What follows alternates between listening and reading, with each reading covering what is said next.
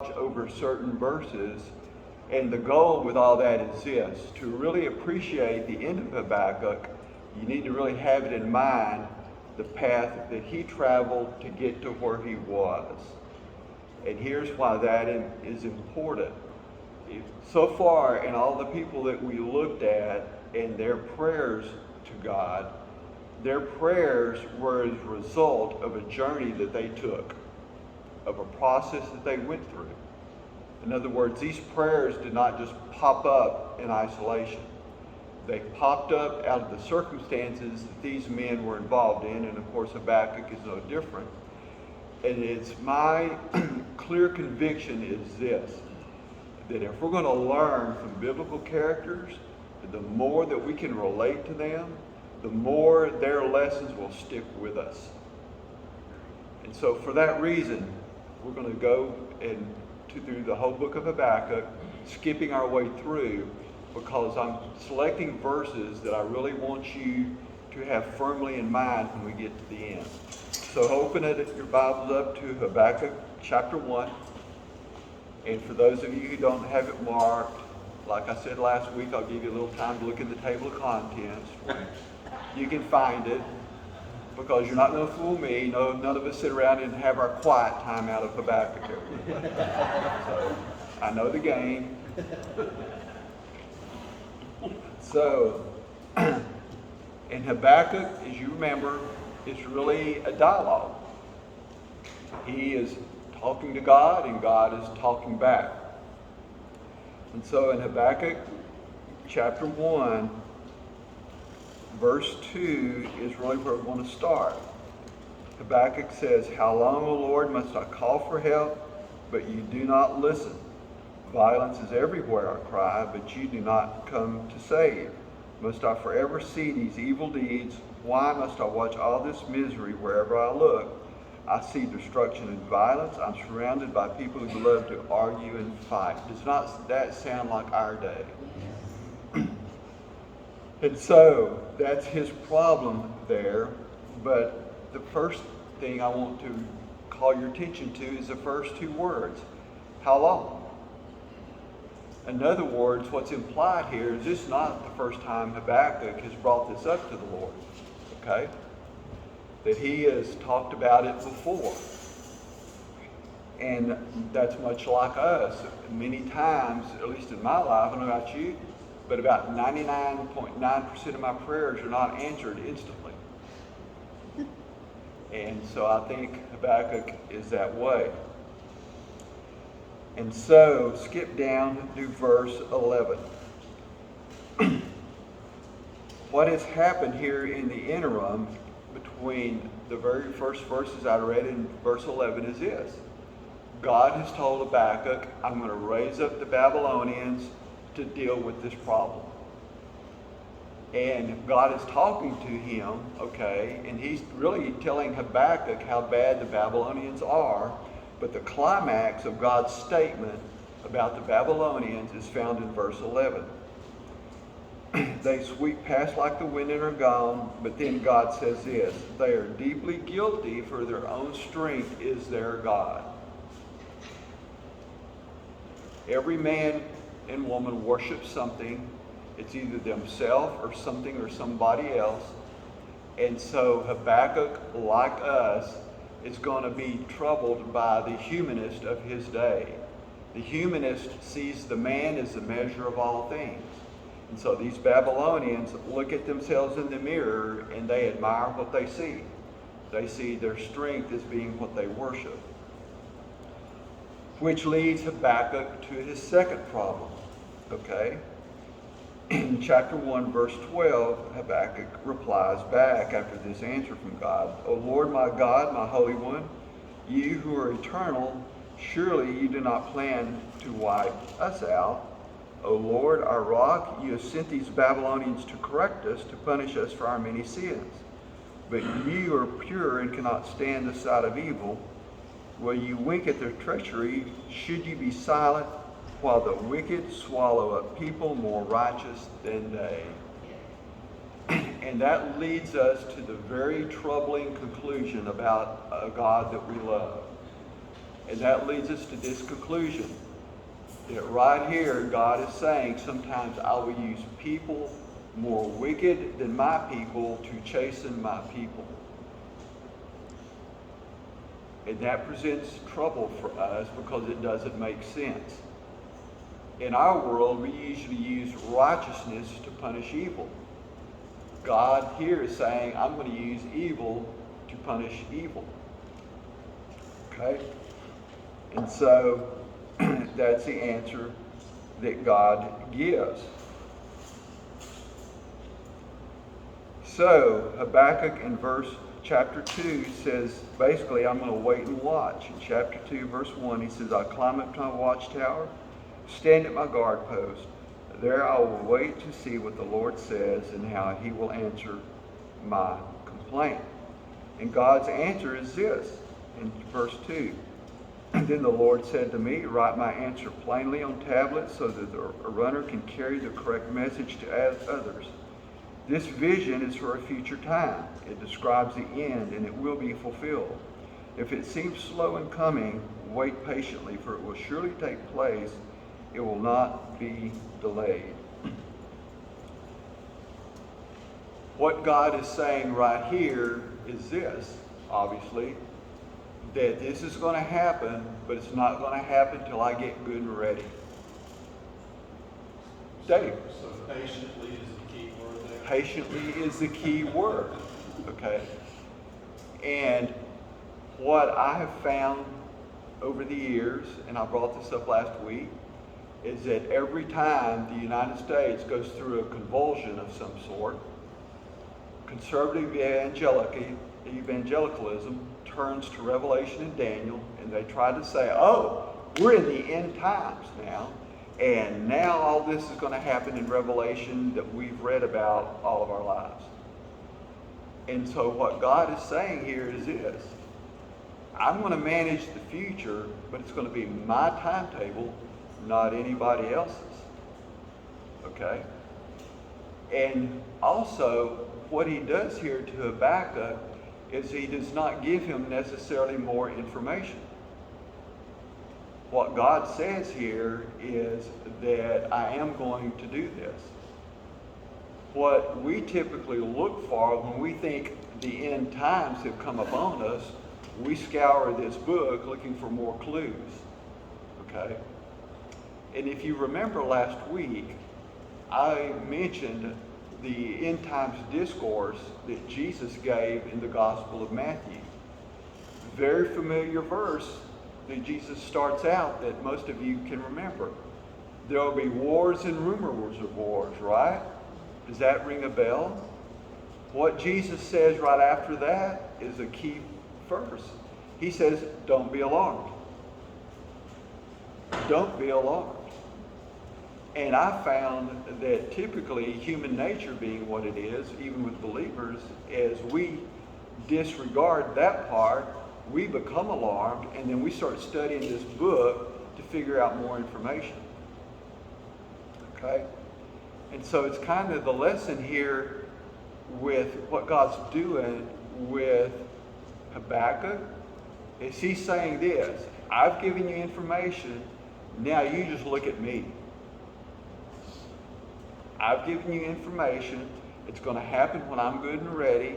It's not going to be late. It's not going to be early. It's going to be when I say it's going to happen. Okay? And so that's, and God even really kind of acknowledges Habakkuk's impatience. If it seems slow in coming, wait for it patiently. Okay? And one for us, we want God to stamp out evil in our society yesterday. Right? Yes. We don't want it to be slow in coming. That's our first problem. Our second problem is what Habakkuk had that I mentioned. We don't want God to use evil to punish evil.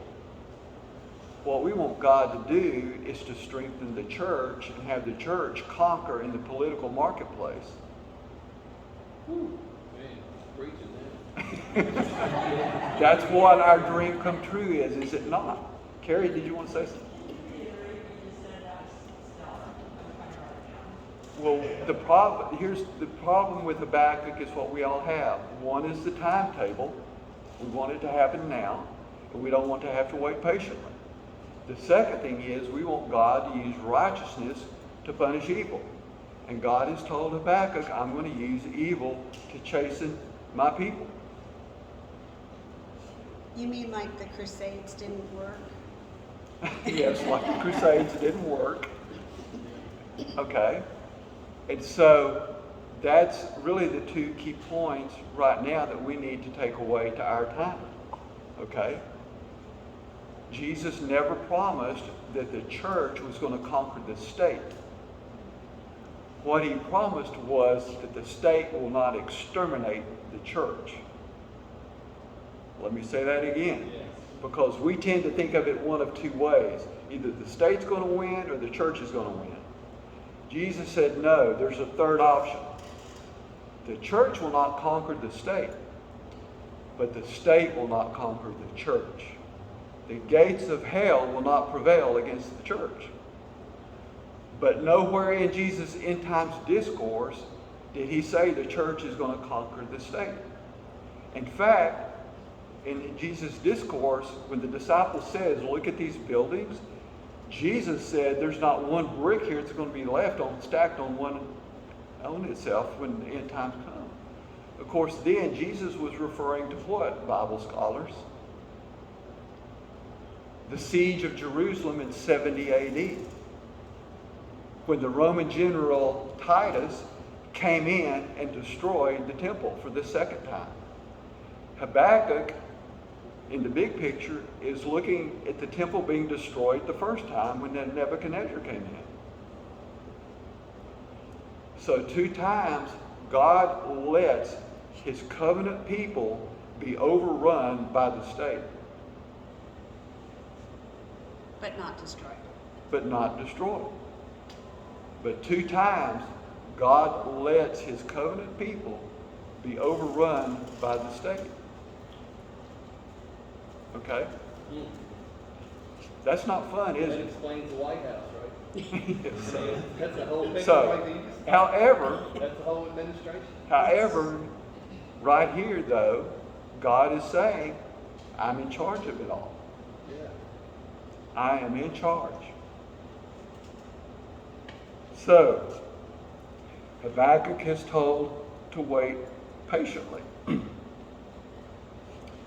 Skip with me down to verse 13, chapter 2, verse 13. And what I have skipped over is once again God describing just how bad these people are. But then in verse 13, has not the Lord of heaven's armies promised that the wealth of nations will turn to ashes? They work so hard, but all in vain. For as the waters fill the sea, the earth will be filled with an awareness of the glory of the Lord. So what God is saying through this is this. All this is going to get bad, but God is saying right there in that verse, the whole earth eventually is going to know that I'm running the place. Amen. The whole earth, not just Nebuchadnezzar, but the entire planet is going to know that the glory of God still stands. In Philippians, what does it say? What does Paul say? Every knee will bow and every tongue will confess. Right? It's the same kind of thought here. God is telling Habakkuk, all these Babylonians are going to run wild and it's going to get bad, but I will have the final word.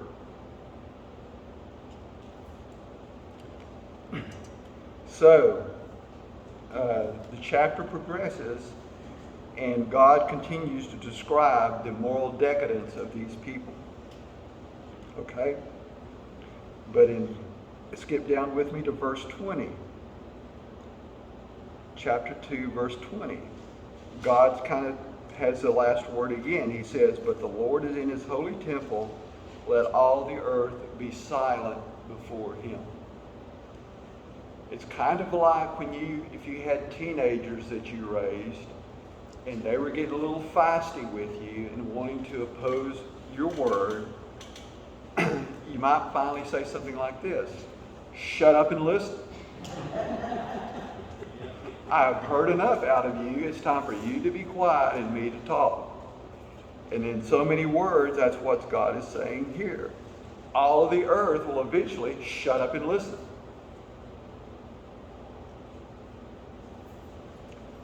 So, while God freely acknowledges that his covenant people will have severe adversity at the hands of the godless people, God also says, I will have the last word. Make no mistake about it. But what I skipped over here, but I just want to summarize for you if you go back and read this. God describes in great detail just how decadent and godless these people are. And here's what's important in this book. Habakkuk is not having to tell God how bad the people are. God is telling how bad he already knows the people are. And here's why in the historical context this is important. When Habakkuk received all this, what was happening on the geopolitical stage was this. Israel was being subject to raids and battles by the Assyrians who were just to their north. The Assyrians were coming down and slowly conquering the northern tribes of Israel. Okay? And in 722, the Assyrians actually conquered the northern tribes of Israel, and they ceased to exist as a political entity. However, the southern tribe of Israel, which was called Judah, was still there. In the historical context of this, the Babylonians really had not risen to power yet. So, at the beginning of the book, God is telling Habakkuk that a people that are really not that strong yet are going to rise and conquer the place. Okay? So, that's what God tells Habakkuk. But the reason this is important for you to understand this is this. God sees the evil of nations before it ever blossoms. God was well aware of what was going to happen to Germany in 1939, long before 1939 came about. You cannot come away from the Old Testament without this firm conviction that governments come and go at the hand of a sovereign God. And evil governments, like the Babylonians, come and go at the sovereign hand of God.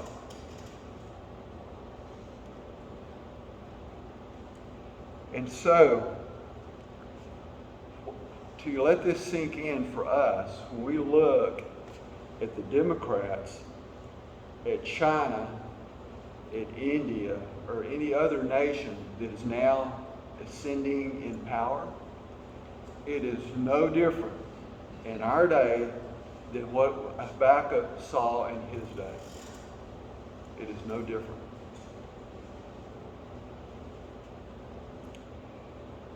So, God says all the earth will be silent before me. And now at this point in the book, there's a transition. Habakkuk, for the first time, quits looking out and he starts looking up. God has finally gotten Habakkuk to realize this key thing.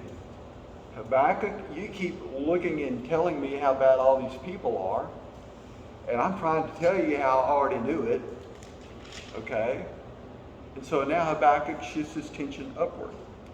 In chapter 3, verse 2, Habakkuk says, I've heard all about you, Lord. I'm filled with awe by your amazing works. In this time of our deep need, help us again as you did in years gone by, and in your anger, remember your mercy. So what's he saying here? What is he saying?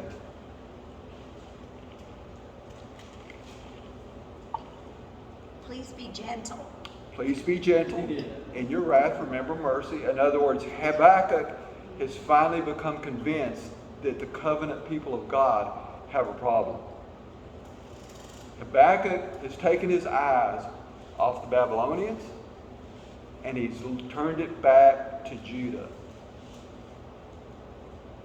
He's admitted to himself that God is in control. That God is in control. But when he says, in your wrath, remember mercy, he's come to accept the fact that maybe what God is doing is justified. Maybe what God is doing is not unfair. Maybe it's not wrong. Maybe it's justified.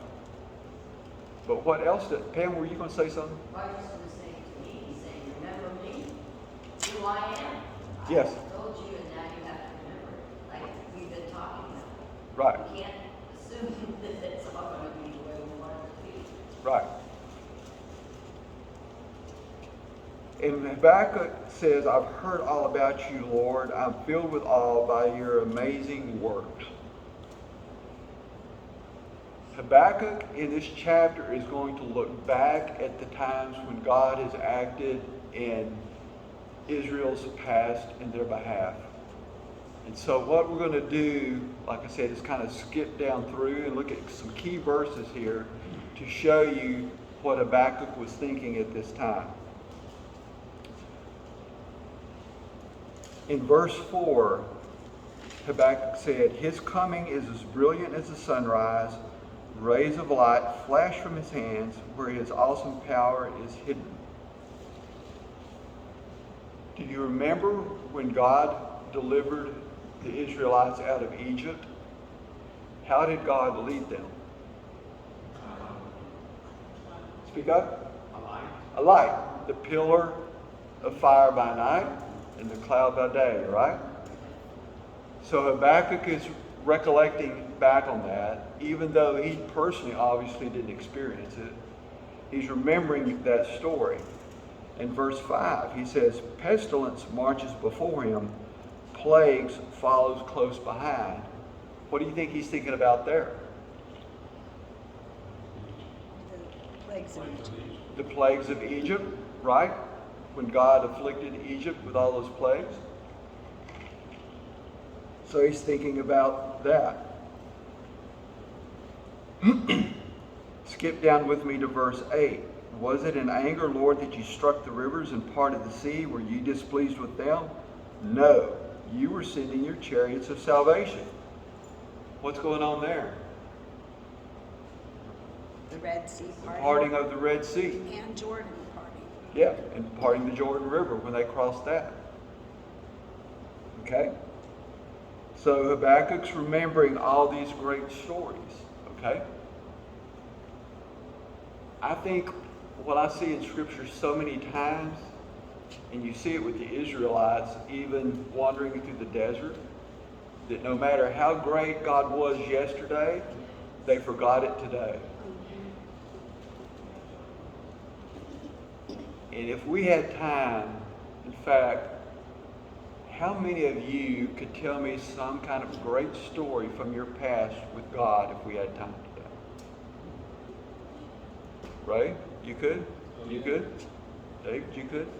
Most of us have some kind of stories where God has acted in a, if not a miraculous way, certainly a memorable way in our behalf. Right? Now, if you were to go to the doctor tomorrow and you would get your report that you have cancer, how many of you would remember that? Is that not the challenge? The challenge is to remember your past. And in fact, let me put it this way. The more scarier your present and the more uncertain your future, the more you need to remember your past. That's good. The more scary your present and the more uncertain your future, the wiser you are if you will choose to remember your past. But if you're like me, my past goes out the window. Right? I don't know about those of you who have money in the stock market, but this year has not been a good year for me. Okay? It hasn't. Okay? And it's easy for me to get worried about that. Okay? But you know what I have to remember? I have to remember some of those times in the past when my back was up against the wall financially, and at the last minute, God worked something out. What God did not do was tell me, Jimmy, 4 days from now, I'm going to work this out.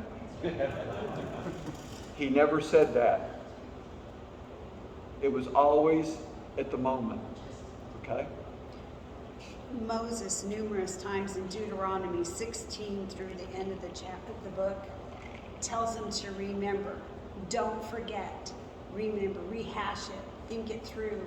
And that's what I try to do when bad things happen, is to go back and remember. Because it is important to do that. It is important to do that.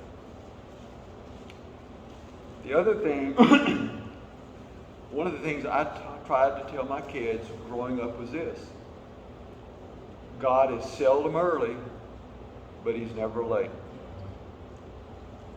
God is seldom early, but He's never late. Yes?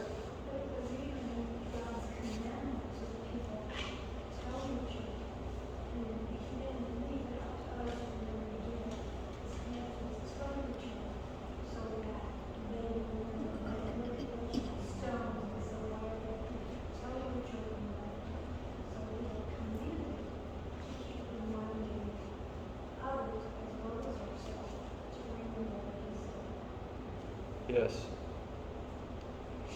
And I think one of the best things we can do, and I've done this a little bit over the years, is when something happens like that, that's a pivotal moment in your walk with the Lord, write it down. Just stick it in a box somewhere, but just write it down and put it somewhere. Okay? Because it's amazing to me when I've done that and I go back and look at that, it's like everything calms down. Pam? Yeah, we were in a group up north, and what we did is we sent we were a prayer type group, and we had a journal, and we would have this prayers and the praises, and then we would go back and look, and we were all shocked at how all of these things, because we forgot, and there it was. It was amazing. I'll never forget it. It was just, yeah, the prayers were answered. We didn't even remember, no, think, we were just praying for it and believing. But then we started thinking praises, we were amazed. It's amazing how in our relationships, whether it's marriage, children, friends, family, you can remember when somebody's offended you forever. Right? And at times, if you're honest, when you look back, that offense really doesn't matter that much. But however, God does something huge and you forget it the next day.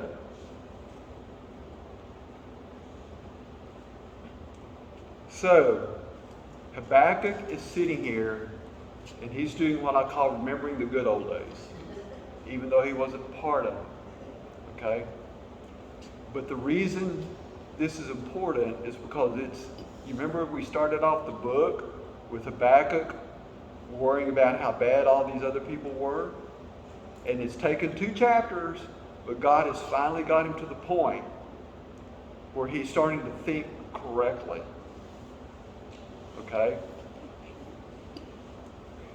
And so, he remembers some of these times from Israel's past. In verse 11, the sun and moon stood still in the sky as your brilliant arrows flew and your glittering spear flashed. What do you think he's coming back there? What's that? And Joshua said, Remember Joshua where the sun stood still? Right? Okay. So it's another great war story. In verse 13, you went out to rescue your chosen people, to save your anointed ones. You crushed the heads of the wicked and stripped their bones from head to toe. With his own weapons, you destroyed the chief of those who rushed out like a whirlwind, thinking Israel would be easy prey. You trampled the sea with your horses, and the mighty waters piled high. So, Habakkuk has spent the last several verses rehearsing the great stories of God's deliverance from Israel's past. Now let's pick up in verse 16 and let's look at Habakkuk's current response. He says, I trembled inside when I heard this. My lips quivered with fear. My legs gave way beneath me, and I shook in terror. I will wait quietly for the coming day when disaster will strike the people who invade us. So what's Habakkuk saying here? He's really saying two things. I'm so scared I could pee in my pants, but I'm going to wait quietly for the coming day. Remember what God told him in chapter 2? If it seems slow in coming, wait patiently. So Habakkuk has at least got to the point where here's what's going on in him.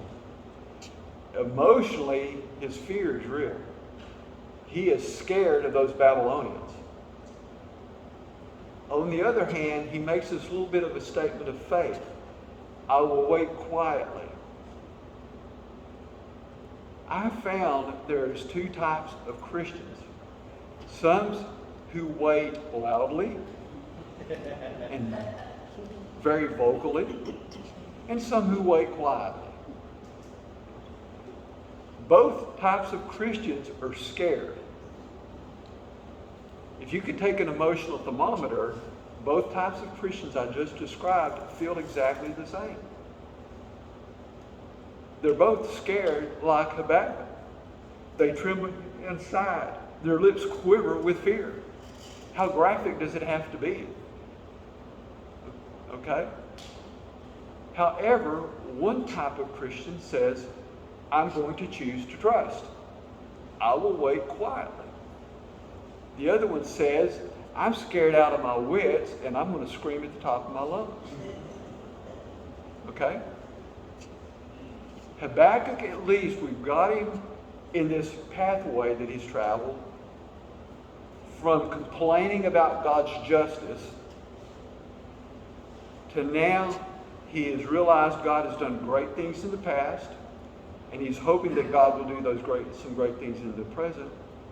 But he also realizes the inevitability of God's prophecy. It's going to come. These people are going to invade. In other words, what's critical is here. Even though Habakkuk is looking at God and remembering the great things God has done, here's what God did not do. Okay, Habakkuk, now that you understand everything, let me change the prophecy and the bad things are not going to happen. God does not change his edict just because people choose to trust. God did not change the game plan just because the prophet chooses to trust. We think God should change the game plan once we change our perspective. Sometimes God does not change the game plan even though we change our perspective. God doesn't know it. We know it. We move. So, Habakkuk's lips are quivering with fear. I can just picture like an 8-year-old, there's a ghost under the bed. You know, he's scared. But he says, disaster will strike the people who invade us. Did you get that?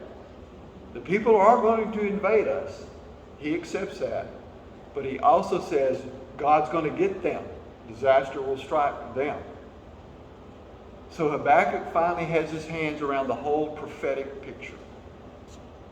The Babylonians are going to come. It's really bad, but eventually God's going to get them. Okay? So that's where he is. Let's pick up and read in verse 17.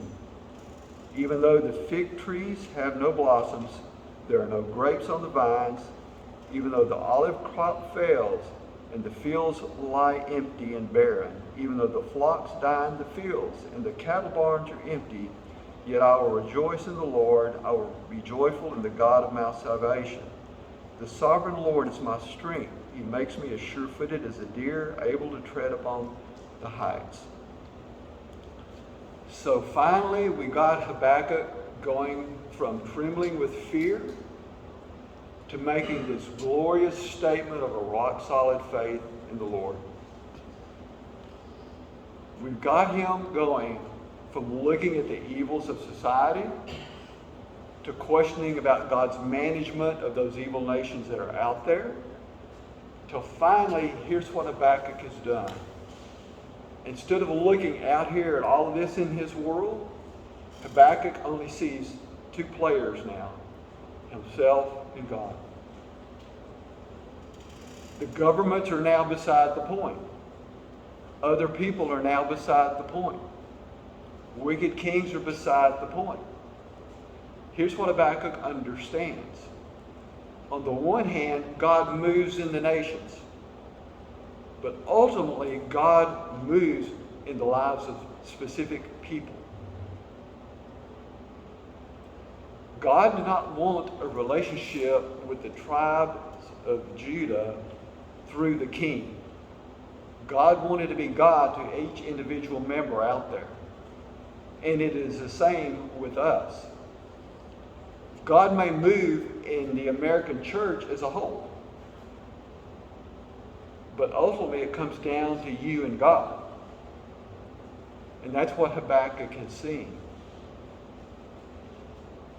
In other words, what Habakkuk realizes in this statement that he makes is that whatever else God does in these organizations and these entities and these groups, this is what he's going to do for me.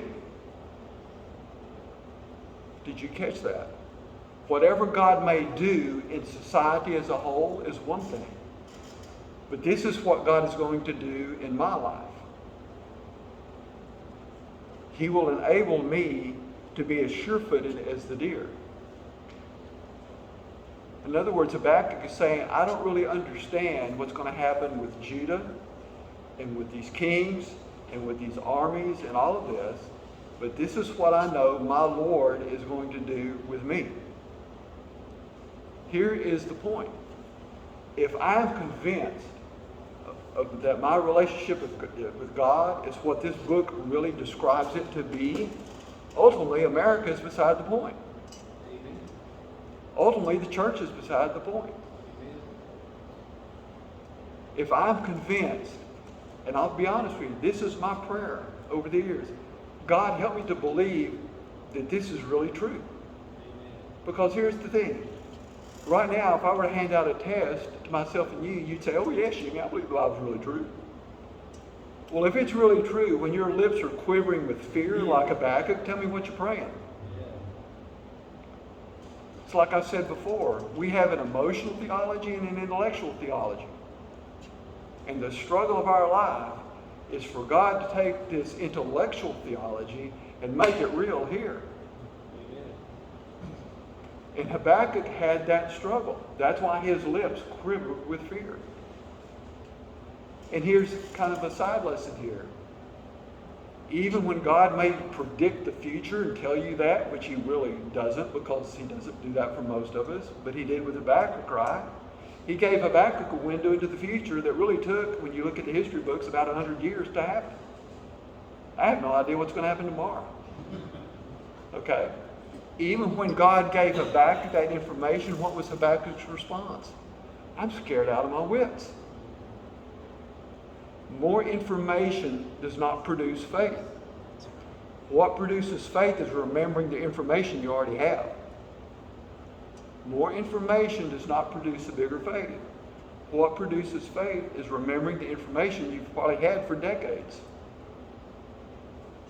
And that is the challenge. But in our way of thinking, every time the landscape looks different, we go looking for more information. There's nothing particularly wrong with that. Don't get me wrong. But ultimately, that does not solve the problem. What solved the problem with Habakkuk was looking at the character of God, not the information from God. What solved Habakkuk's problem was looking at the character of God, not getting more information from God. There's a book, and I never read it, but it had a great title. It came out about 25 years ago. Everything I needed to know I learned in kindergarten. And I think there's a lot of truth in that. I don't know about y'all, but I failed geometry and had to take it a second time in high school. However, to this day, I know enough to balance my checkbook. And I learned that in 4th grade. You don't even have to know how to multiply or divide to balance your checkbook. Right? You learn that pretty quick. So it is in our walk with the Lord. Most of us have learned a lot.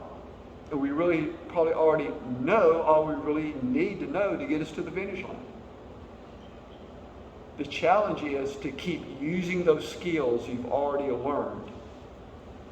Just like me learning addition and subtraction in my checkbook.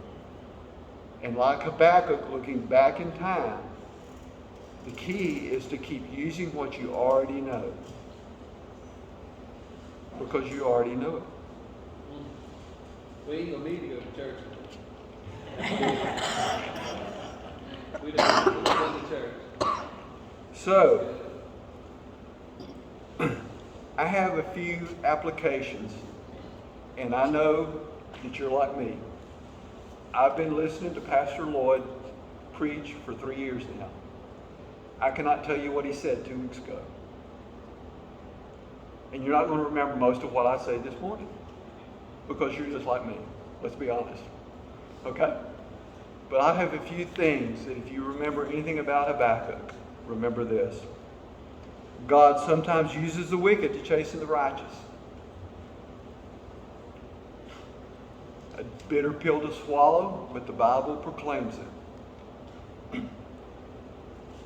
The answer God gave in chapter 2, verse 4 applies in verse 17 through 19. So let's go back and look at that. Chapter 2, verse 4. I skipped over it there because I knew if I mentioned it there, you would have forgotten it by now. So, chapter 2, verse 4, God is saying, look at the proud. They trust in themselves. Their lives are crooked, but the righteous will live by their faithfulness to God. God is really giving Habakkuk, in one little phrase, the answer to Habakkuk's problem. My people will always live by their faith, even though these wicked trust in themselves. Okay? Paul picked up that verse and he used it to explain salvation in the book of Romans. The righteous will live by faith. When that verse hit Martin Luther for the first time in the 1500s, that's when Martin Luther took up his crusade against the evils of the Catholic Church. You remember when we looked at Job? And Job and Habakkuk had this in common. They had a grievance with God over God's government of the affairs of the world. The only difference in those two men was Job had a problem with God's government in his own personal life. Habakkuk had a problem with God's management in the lives of nations. But they both had their questions with God's management of the affairs of the world. But if you remember when we looked at Job, did God give Job the answers he expected and wanted? No. But did he give him some kind of answer? Yes. Okay? And so the same thing is here. For all of Habakkuk's questions, if you were to summarize it all, it comes down to this. God is really saying, Habakkuk, you're going to have to live by your faith in me. Okay? You will not live by my explanations. You will live by my character. You will not live by my explanations, but you will live by my character and what you know about me, my attributes. And all Habakkuk has done at the end of the book, when he talks about the fig tree not blossoming and all he's going to do, is Habakkuk is applying what God said back in verse 4 of chapter 2. In other words, that faith that God says you're going to live by in chapter 2, Habakkuk in this prayer at the end is basically expressing that, is he not? I'm going to trust God no matter what, right? Is that not what he's saying? So Habakkuk has decided that the righteous will live by faith, and more importantly, Habakkuk has decided that answer is good enough for me. I am a diehard skeptic. You can ask her. I am. But here's what I've learned to ask myself and look in the mirror. Jimmy, if this answer is not good enough, what answer is good enough? In other words, Jimmy, what will it take you to move from skepticism to faith? What answer does God have to give to move you from skepticism to faith? And so that's the problem that Job had. That's a problem that Abraham had. That's a problem that you have. That's a problem that Moses had. And in fact, I'll just give you the sneak preview. I don't know how long I'm going to talk about prayers in the Bible, but that's going to be the ultimate answer to all of them. For God is trying to take a person in all these different circumstances, whether it's God using Moses, God giving a son to Abraham, God taking Job through adversity, God taking Habakkuk through the world falling apart. The answer is always the same from God's point of view. From God's point of view, God's challenge is this. What do I have to do to move this human being from skepticism to faith? That is the challenge. But I've learned this. Instead of you questioning God, turn the question around and ask yourself, what answer does it take to satisfy me? Or to be more graphic with Habakkuk, what answer does God have to do to keep my lips from quivering? What answer does God have to give me for me to wait patiently instead of loudly? And here's the deal. There's all of you here. That answer is not going to look the same for every one of you. And in fact, that answer will not look the same from her to me. Definitely. And so you would be wise to ask yourself this. When I'm at my wit's end, what does God have to say to bring me to faith? Because if you're like me, for many years, you know what my answer was? Just a little more information. Just a little more. Just a little more information. Just one more little clue, then I'll settle down, God. One more little clue, then I'll trust you. That's an illusion. That is an illusion. If God were to come into my living room and sit on my couch and explain a couple of things to me, I probably still wouldn't understand it. It's just beyond my comprehension. Well, here's what I've realized. One of the things is this. Like Habakkuk, no matter how much information God gives you, you're still going to have to go through it. Like Habakkuk said, that country's going to invade us. No matter how much information God gives you, you will have to experience it. I have been fascinated with wisdom all my life. But several years ago, I came to this conclusion that no matter how much insight you have, it doesn't mean you're not going to sweat when it gets hot. No matter how much insight God gives you, you're still going to sweat when it gets hot. Habakkuk, no matter what God tells you, it's still going to be scary, and your lips are going to quiver. Don't think this, and this is what I thought all through my 30s. If I just had enough faith, then it would feel this way. And that is an illusion. I thought if I just had enough faith, then it would feel this way. No. Faith is not the absence of any particular troubling emotion. Faith is expressed in how you handle it. So you're going to be scared when the doctor says you got cancer. You're going to be scared when the stock market tanks. Okay? That's a given. That's a given.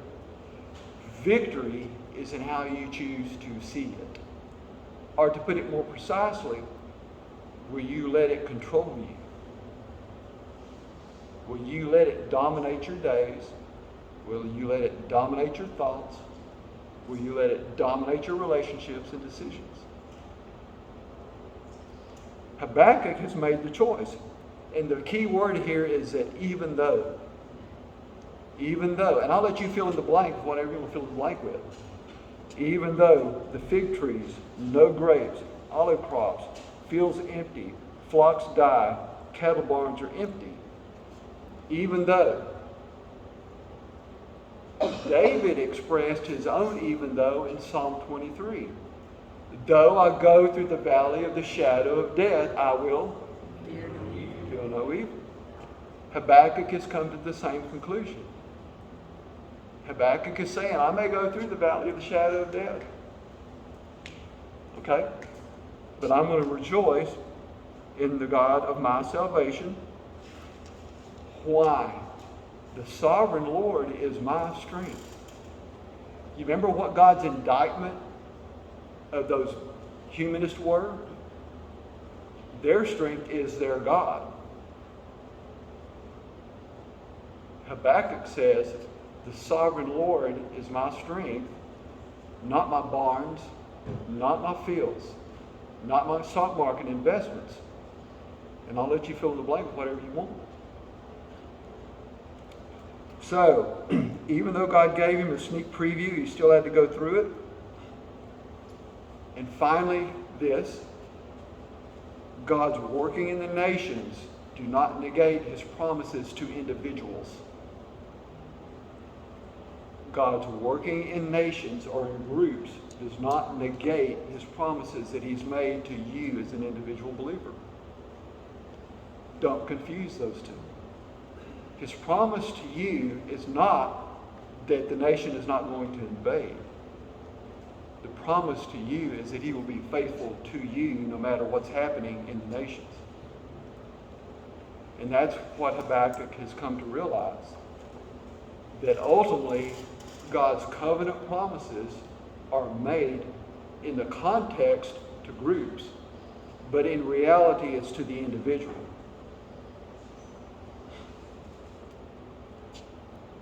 God did not save America for America. God saves individuals in America. And our problem is, like Habakkuk, we get focused on groups. And when we see things falling apart at the group level, at the society level, at the government level, we forget the promises that he made to us still stand as individuals.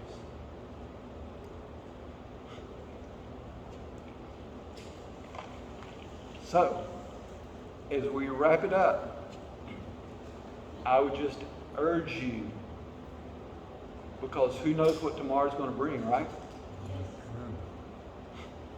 You ask a 20-year-old, they think they know what tomorrow's going to bring, right? When I was 20, I knew everything, okay? And I thought I knew everything about God.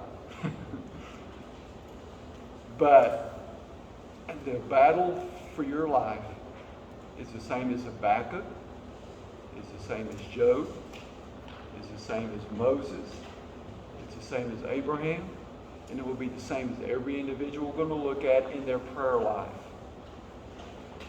The focus of their prayer life was moving from their petitions to their view of the character of God. The struggle in their prayer life was for God to get them from focusing on their questions, like Habakkuk had all his questions at the beginning, remember? To at the end, Habakkuk's focus was on the God he was praying to, not the things he was talking to God about.